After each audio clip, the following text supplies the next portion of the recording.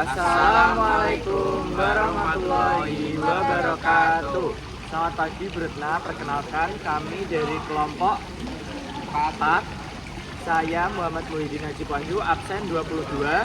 Saya Zulfi Ardi Firman Rahmat Tiniar, absen 35. Saya Ustaz Faton Haji, absen 33. Saya Fariza, absen 10. Dan satu lagi ada Nurha Malahati, absen 24 yang hari ini ada dispen kegiatan di luar. Pada kesempatan kali ini, kita kelompok 4 akan menjelaskan mengenai masa pendudukan Jepang. Dimulai dari pertama, bisa dibacakan oleh Clariza. Yang pertama yaitu ada latar belakang dominasi Jepang di Indonesia, jalur modernisasi Jepang. Pada awalnya, Jepang menerapkan kebijakan isolasi atau menutup diri dari pengaruh asing. Namun, pada tahun 2004, Markel berhasil mendesak Jepang untuk membuka diri melalui perjanjian Shimoda. Perjanjian ini menandai akhirnya isolasi Jepang dan dimulainya hubungan perdagangan dengan negara-negara barat melalui pelabuhan Jepang. Perkembangan Jepang semakin pesat setelah restorasi Meiji. Pada masa ini, Jepang melakukan reformasi besar-besaran di berbagai bidang, seperti militer, pendidikan, ekonomi, dan industri, sehingga berhasil berkembang menjadi negara modern dan kuat. Yang kedua ada faktor yang mendorong Jepang menjadi negara imperialis. Yang pertama, wilayah Jepang yang sempit serta keterbatasan sumber daya alam. Yang kedua, pertumbuhan industri yang pesat sehingga membutuhkan bahan mentah dan pasar baru. Yang ketiga, pertambahan jumlah penduduk yang cepat. Yang keempat, perbatasan migrasi orang Jepang oleh negara-negara barat. Yang kelima, pengaruh ajaran Haku itu yang mengajarkan persatuan dunia sehingga mendorong Jepang untuk memimpin bangsa-bangsa di kawasan Asia Pasifik. Yang ketiga, ada faktor yang menarik Jepang untuk melakukan politik ekspansi ke Indonesia. Yang pertama, Indonesia merupakan wilayah yang kaya akan sumber daya alam yang sangat dibutuhkan dari kelangsungan industri Jepang. Yang kedua, Indonesia memiliki jumlah penduduk yang sangat banyak, sehingga saat potensial bagi Jepang untuk memasarkan hasil produksi dan industrinya. Yang ketiga, keinginan untuk menggantikan pengaruh dan dominasi negara-negara barat atau Eropa. Yang keempat ada masuknya Jepang ke Indonesia. Jepang memulai ekspansi dengan menyerang serangan Pearl Harbor, kemudian mengerahkan pasukan ke wilayah selatan di kawasan Pasifik. Jepang membagi kekuatan menjadi dua bagian, yaitu yang pertama Angkatan Darat atau bergerak dari Indochina untuk merebut Malai, Singapura, Pulau Luzon atau Filipina, Myanmar, dan Sumatera. Pasukan ini dipimpin oleh Toshiyuki Yamashita. Dalam operasinya, Jepang berhasil menggelamkan kapal perang Inggris yaitu Prince of Wales dan Mercury. Yang kedua, Angkatan Laut atau Typhoon bergerak melalui jalur laut dari wilayah Pasifik seperti Hawaii, Mindanao atau Filipina menuju Kalimantan, Sulawesi, Ambon hingga Papua. Selanjutnya akan dibacakan oleh Zulfi. Masa penjajahan Jepang di Indonesia. Awal kekuasaan Jepang di Indonesia ditandai dengan penyerangan tanpa syarat tentara Belanda kepada Jepang pada 4 Maret 1942 di Kalijati, Subang, Jawa Barat. Pihak Belanda diwakili oleh Hein Toporten dan Jagdafar Skarkenberg Charkover. Sementara itu, pihak Jepang diwakili oleh Hitoshi Imamura. Peristiwa ini menandai berakhirnya kekuasaan Belanda dan dimulainya pendudukan Jepang di Indonesia. Pembagian wilayah di Indonesia pada masa Jepang. Yang pertama, Jawa dan Madura atau berpusat di Batavia berada di bawah kekuasaan Rikubun atau Angkatan Darat Jepang. Kemudian yang kedua, Sumatera dan Semenanjung Tanah Melayu berpusat di Singapura juga berada di bawah kekuasaan Rikubun. Pada 1953, Sumatera dipisahkan dari wilayah ini, tapi tetap berada di bawah kekuasaan Rikubun. Kemudian yang terakhir, Kalimantan, Sulawesi, Nusa Tenggara, Maluku, dan Irian berada di bawah kekuasaan Kaibun atau Angkatan Laut Jepang. Kemudian ada organisasi politik atau sipil bentukan Jepang. Yang satu, gerakan 3A, semboyan Nippon Jaya Asia, Nippon Pelindung Asia, dan Nippon Pemimpin Asia. Yang kedua, Putra atau punya tenaga rakyat. Yang ketiga, Jawa Hokokai atau Himpunan Kesaktian Jawa. Yang keempat, Dewa Sangiin atau Dewa Pertimbangan Pusat. Kemudian yang terakhir ada Majelis Islam ala Indonesia atau MIAI. Kemudian ada organisasi militer berdebat Jepang. Yang pertama ada Seinendan atau Barisan Pemuda. Yang kedua, Berkotai atau Barisan Remaja. Yang ketiga, Shinkai atau Barisan Wanita. Yang keempat ada Kaibodan, Barisan Membantu Polisi. Yang kelima ada Heiho atau Barisan Membantu Prajurit Jepang. Yang keenam ada Ibakutai atau Barisan Pengganti Mati. Kemudian ada Hizbullah atau Tentara Allah, yaitu barisan militer yang direkrut itu dari golongan Islam. Kemudian terakhir ada peta pembela tanah air.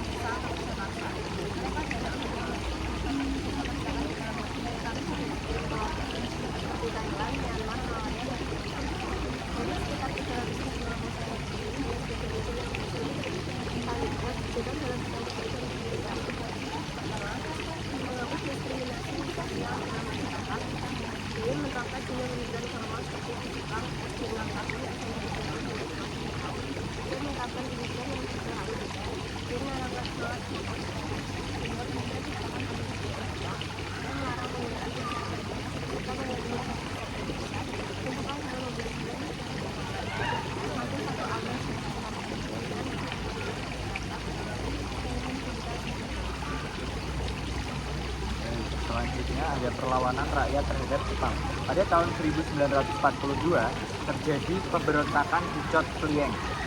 Lo Seumawe dipimpin oleh Tengku Abdul Jalil, namun berhasil dipadamkan. 2 tahun kemudian muncul kembali perlawanan di Meureu yang dipimpin Teuku Hamid, tetapi sudah berhasil ditindas.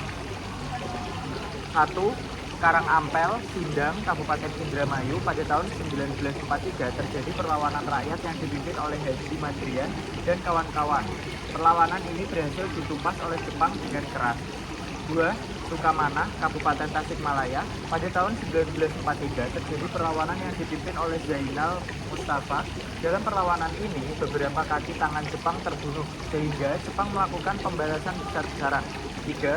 Blitar, pada 14 Februari 1945 terjadi pemberontakan PETA di bawah pimpinan Supriyadi, dibantu Dr. Ismail, Mudari, dan Suwondo. Peristiwa ini mengejutkan Jepang yang saat itu mulai melemah dalam peperangan Asia Timur Raya. Jepang kemudian menyerah kepada sekutu pada Agustus 1945.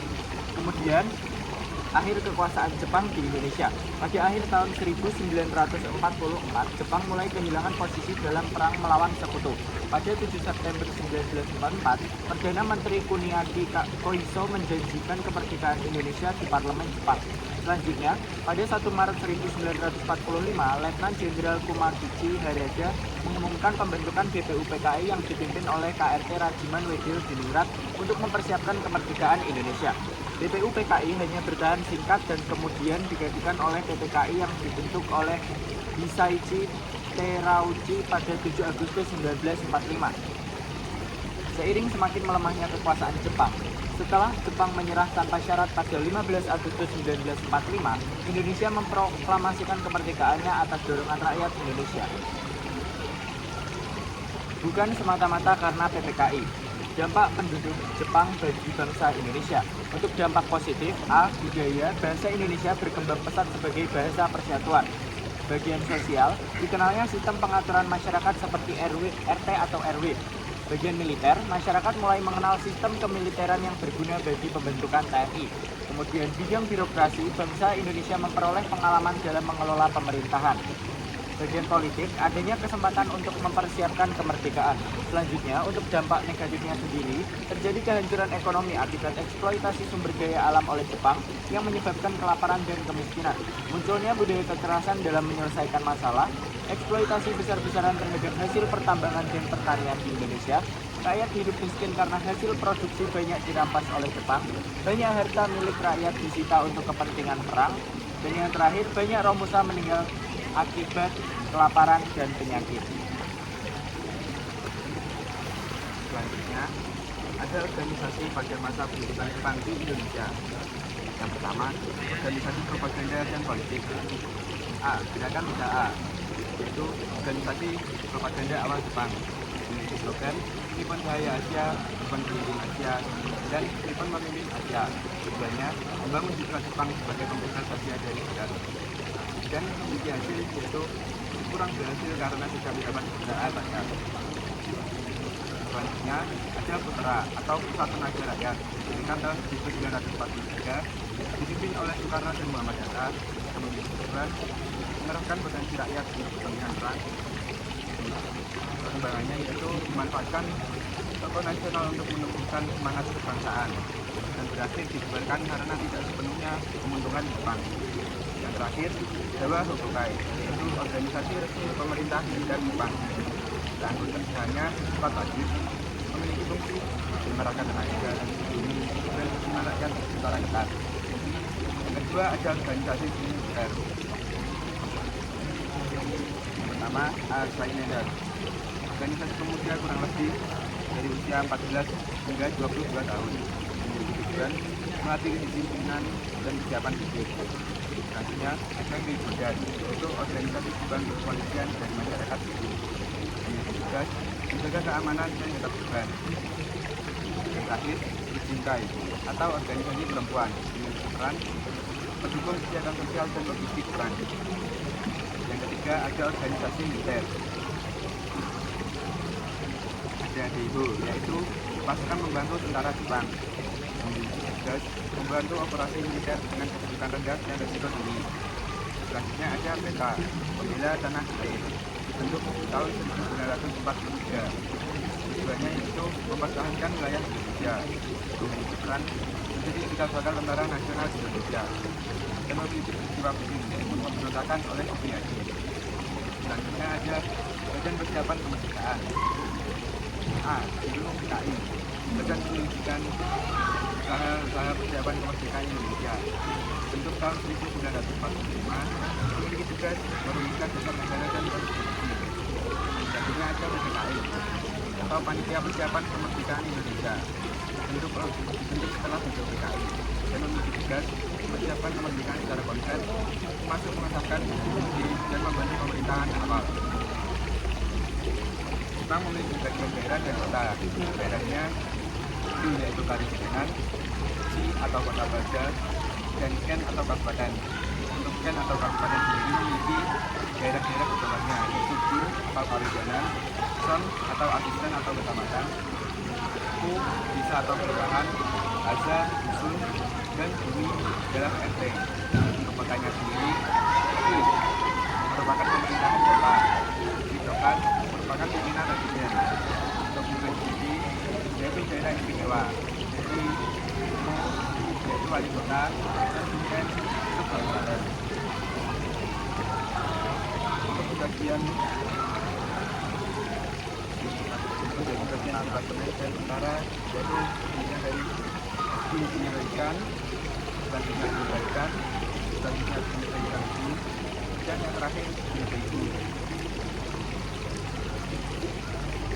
Baik, mungkin cukup sekian presentasi dari kelompok 4, kurang lebihnya mohon maaf. Wassalamualaikum warahmatullahi wabarakatuh. Terima kasih, Bu.